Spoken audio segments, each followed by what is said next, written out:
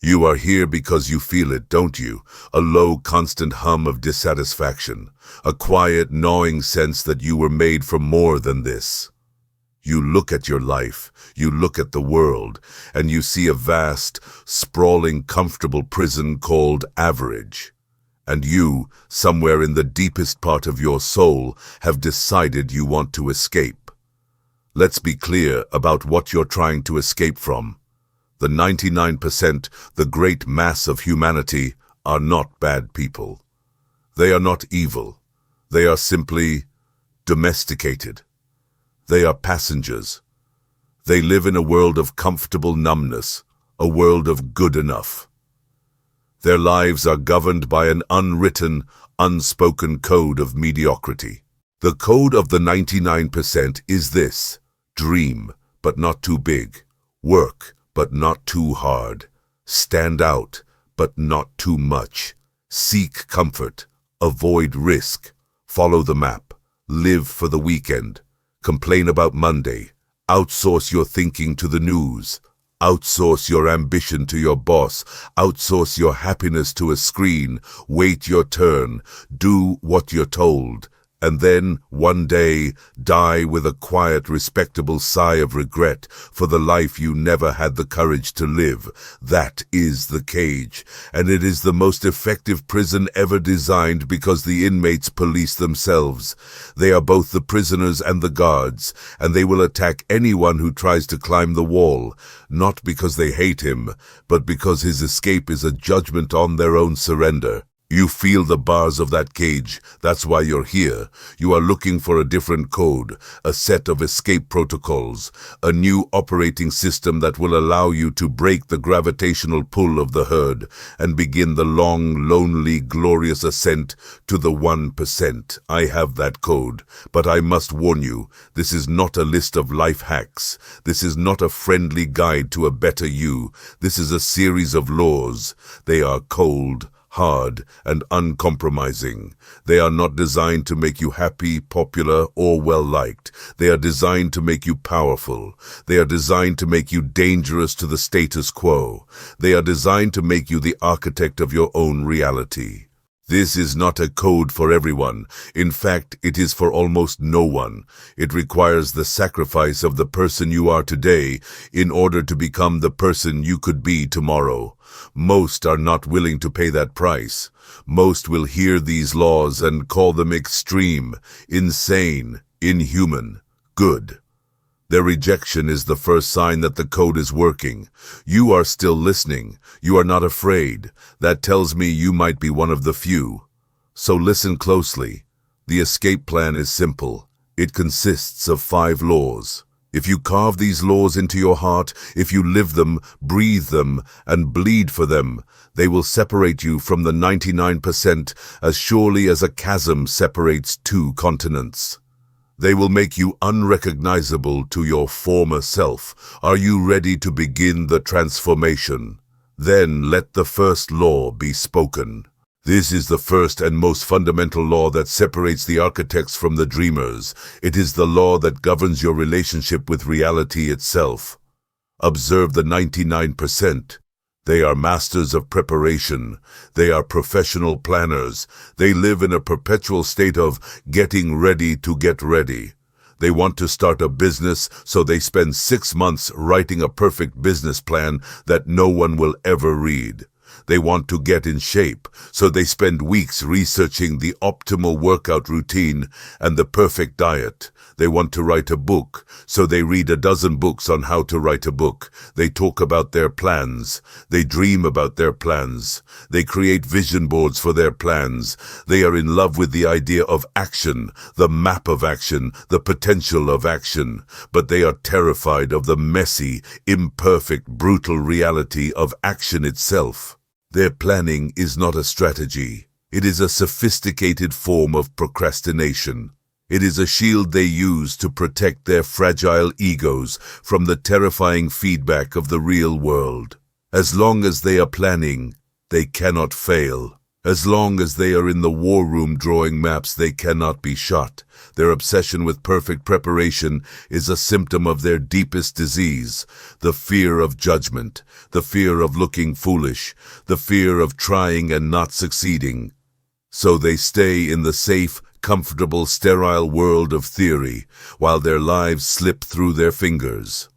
The 1% operate on a different law, the law of asymmetric action.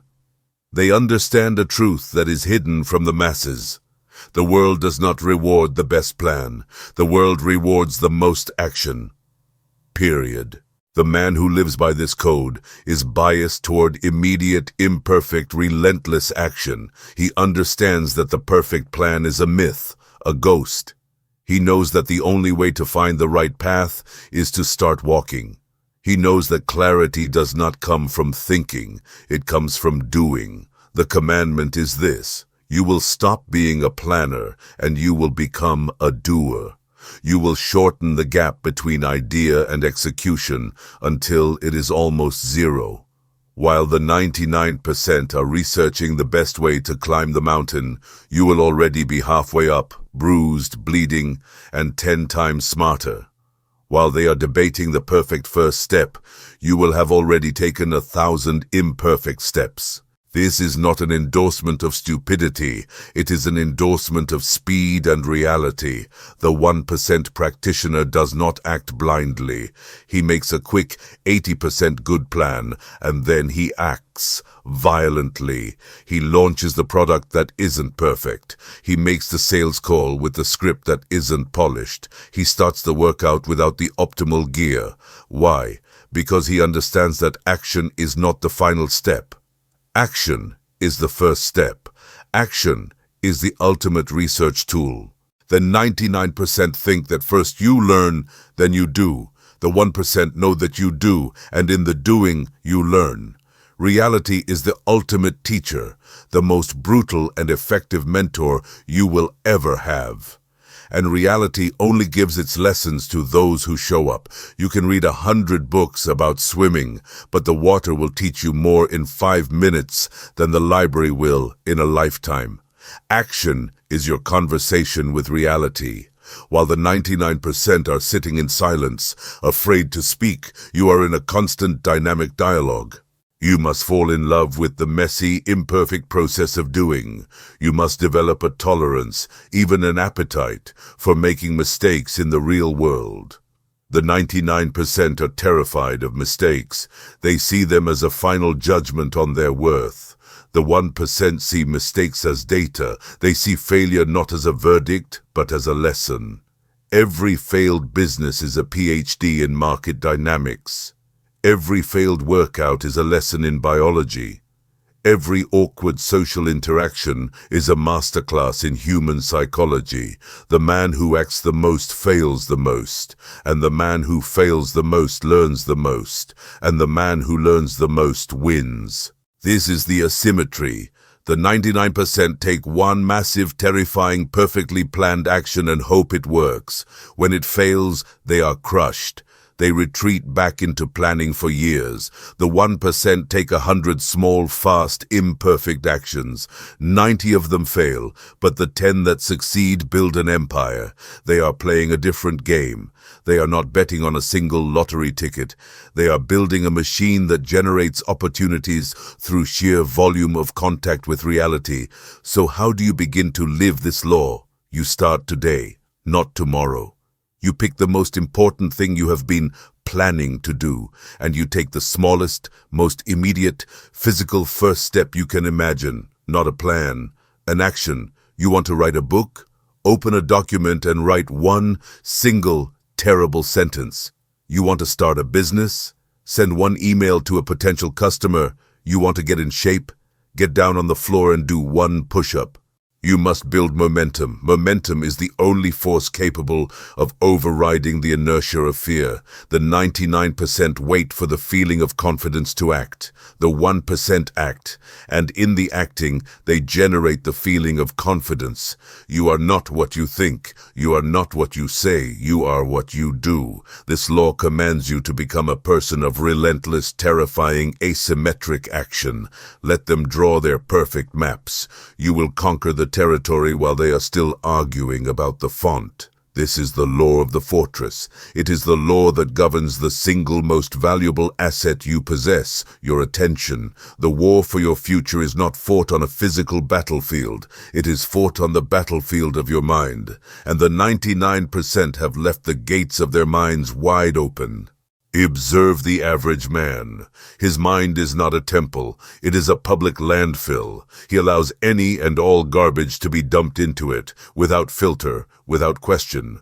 He wakes up and immediately pours in the garbage of other people's curated lives on social media, starting his day with a dose of envy and inadequacy.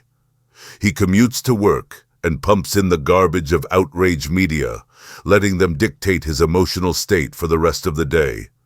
He fills his empty moments with the garbage of celebrity gossip, political squabbles, and an endless stream of trivial information that has absolutely no bearing on his life or his goals. His mind is polluted, it is noisy, it is distracted. He is drowning in a sea of information, yet he is starving for wisdom. He believes that being informed about everything is the mark of a responsible citizen. This is a lie.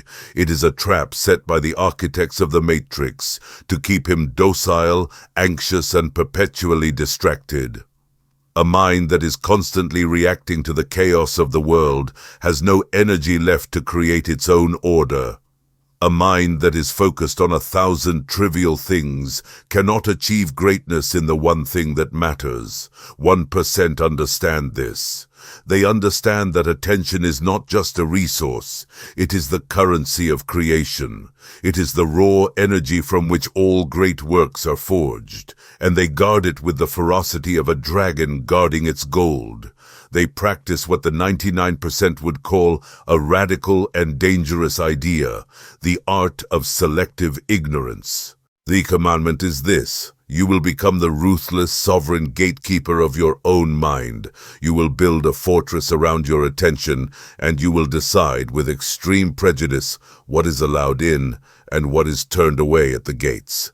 You will starve your mind of garbage so you can feed it with power. This is not a suggestion to be uninformed. It is a command to be strategically informed. The 1% practitioner does not care about the 24-hour news cycle.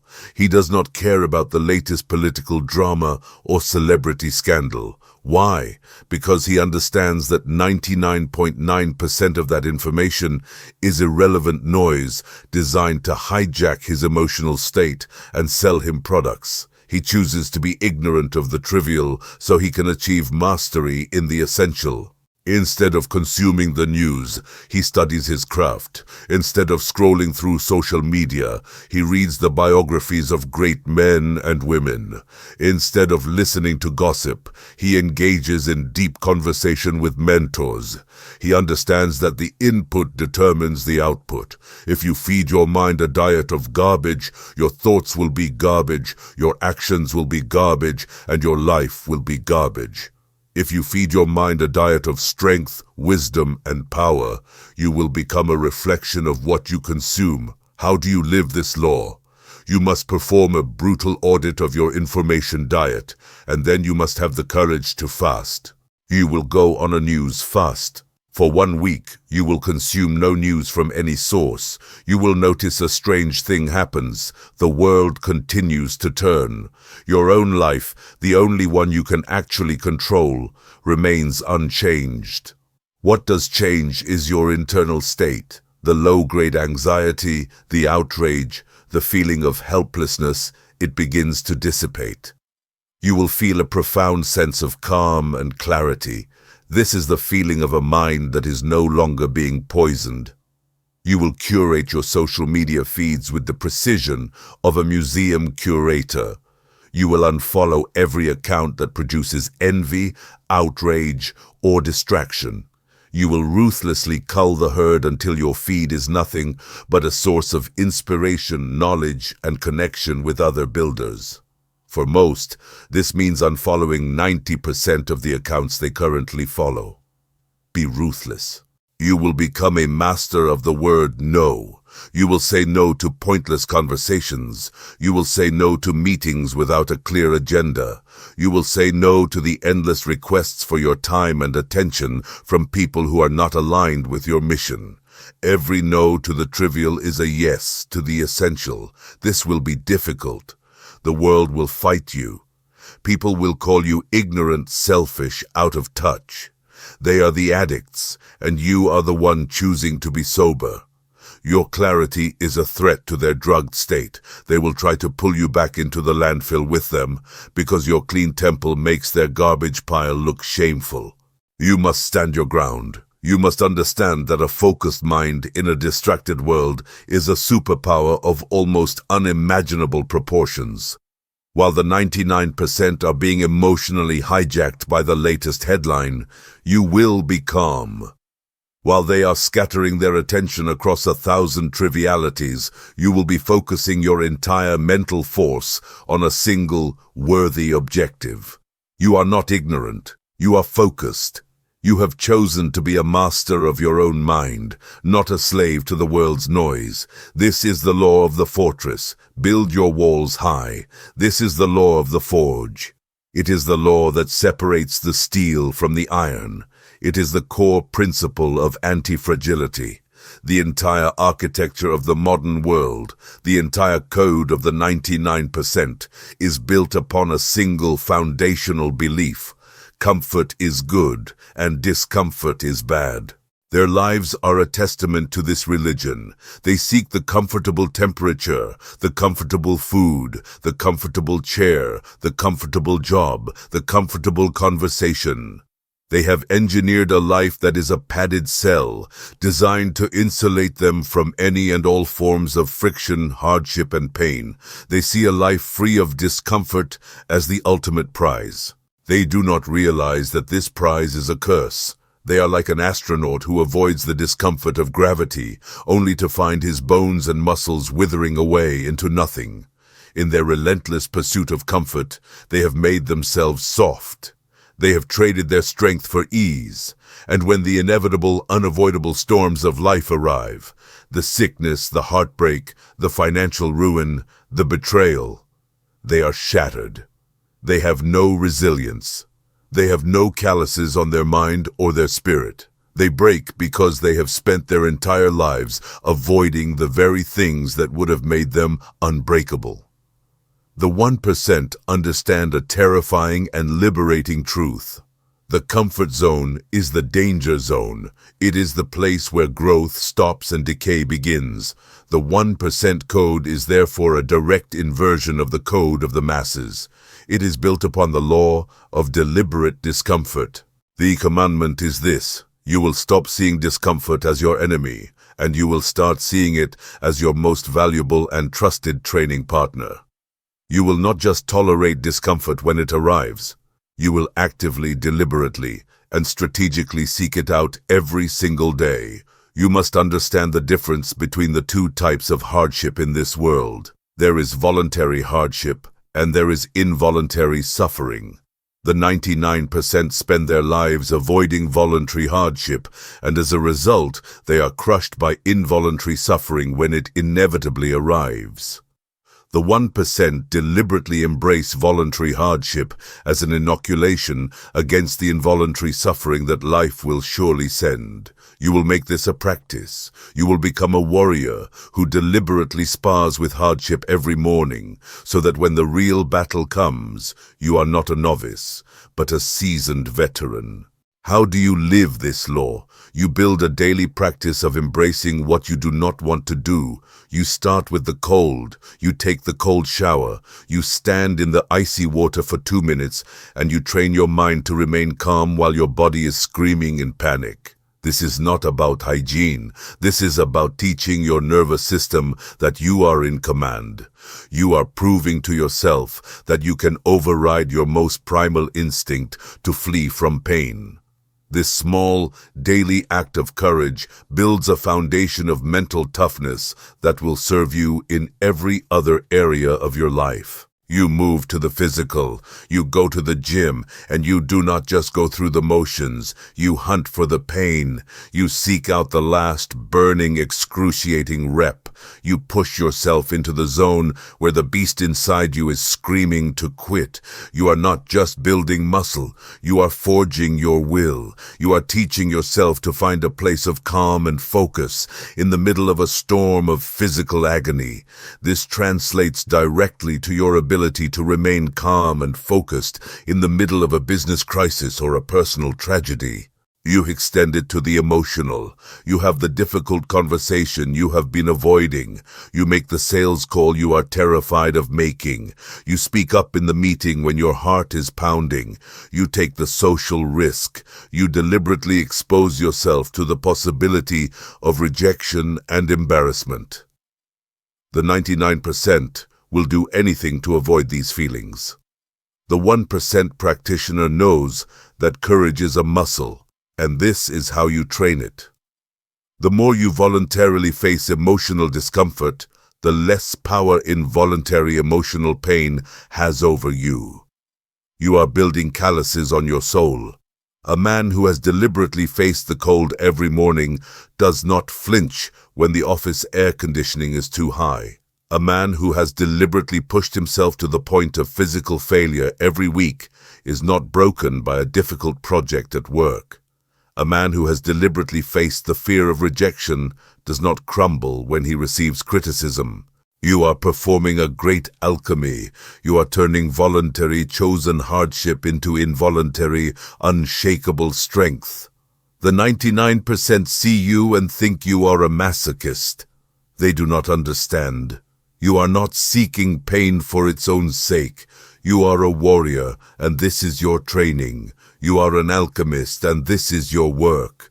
You are taking the lead of discomfort and transmuting it into the gold of an unbreakable character. This is the law of the forge. Let them have their comfortable padding. You will have a spirit made of steel.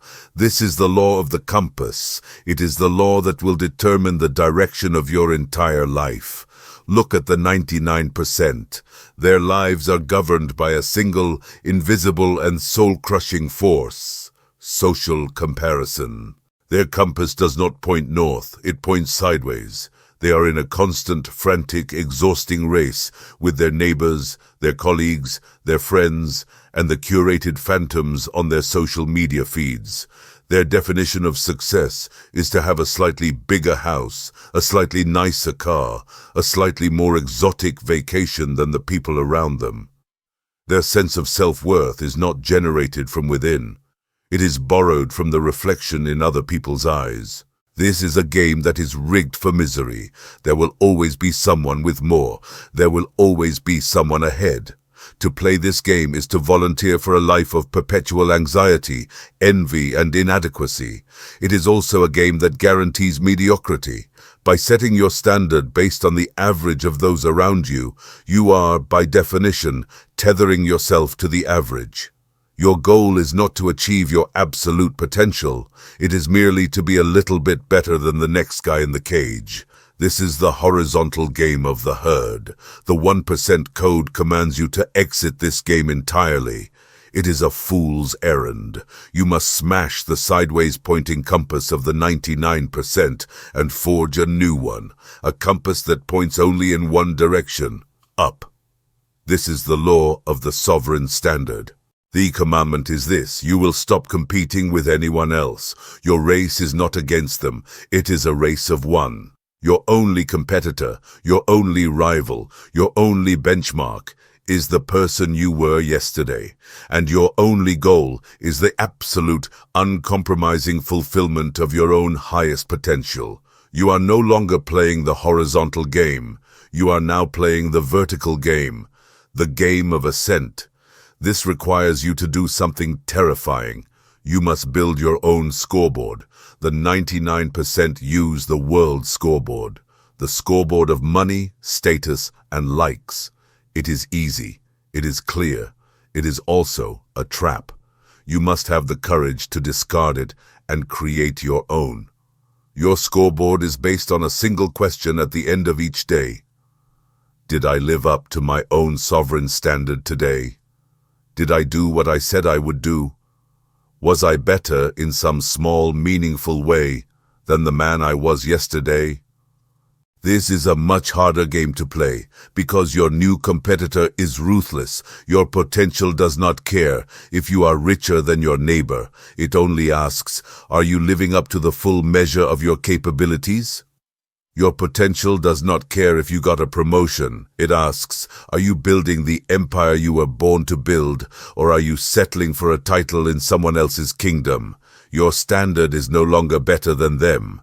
Your standard is the best I can possibly be. This is an impossibly high standard, and it is the only one worthy of you. How do you live this law? You must divorce your ego from the outcomes of others. You will train yourself to see the success of others not as a threat, but as an inspiration, or simply as irrelevant data. Their race is not your race. Their mountain is not your mountain. You will celebrate their victories without a trace of envy, because their success takes nothing from you. You are not competing for the same scarce prize of social status. You are competing in the infinite game of self-actualization. You will become your own ruthless coach and your own most compassionate supporter. You will be ruthless in your assessment of your own efforts. You will not lie to yourself. You will not make excuses. You will hold yourself to your sovereign standard without compromise. But you will also be compassionate in your assessment of your failures. When you fail to meet your standard, you will not flagellate yourself. You will analyze the failure with cold, detached logic, learn the lesson, and get back to work. You are the scientist and the experiment all in one. This law will set you free. The anxiety of social comparison will dissolve. The bitterness of envy will fade. You will be liberated from the exhausting, soul-crushing need for external validation. You will begin to operate from a place of deep, internal power. Your actions will be driven not by a need to impress others, but by a burning desire to impress yourself, to earn your own respect. The 99% are running a race against each other on a crowded circular track, going nowhere. You will be climbing your own mountain alone. They may not understand your journey. They may not even be able to see your mountain.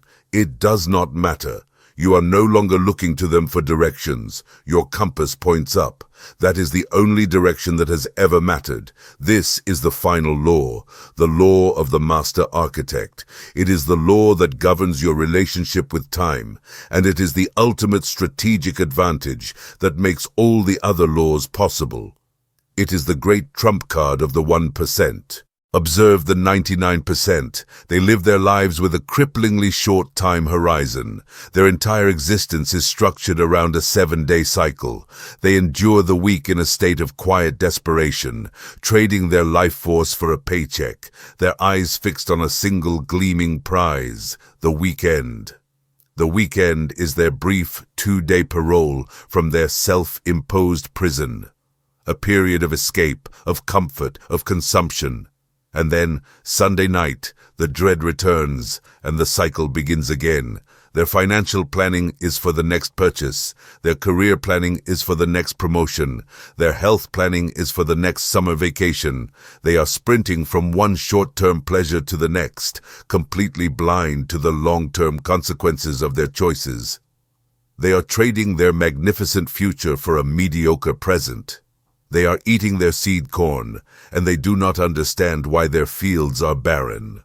The 1% code commands you to destroy this short-sighted clock and to build a new one, a clock that does not measure in days or weeks, but in decades and generations. This is the law of the long horizon. The commandment is this: you will stop making decisions based on the immediate gratification of your present self, and you will start making decisions based on the long-term consequences of your actions. Decisions based on the highest good of your future self, the self that exists 10, 20, 50 years from now. You will become the loyal and disciplined ancestor of the great man you wish to become.